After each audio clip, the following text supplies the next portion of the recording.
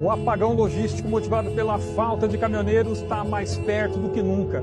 Os números não mentem.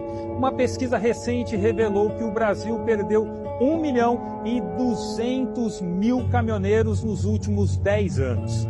Em 2015, havia 5.600.000 motoristas com carteira C e E. Hoje, são 4.400.000, uma queda de 22%. E vai cair mais. E para quem pergunta por que está faltando caminhoneiro? Respeito. Atenção a gente, consideração. A primeira coisa que tem que melhorar é a consideração. Frete, né? Comissão aumentar, salário, né? Estrada, que tem muito buraco, infraestrutura que tá mal. Mais respeito com o caminhoneiro, né? Que o caminhoneiro não tem um valor de nada nessa vida.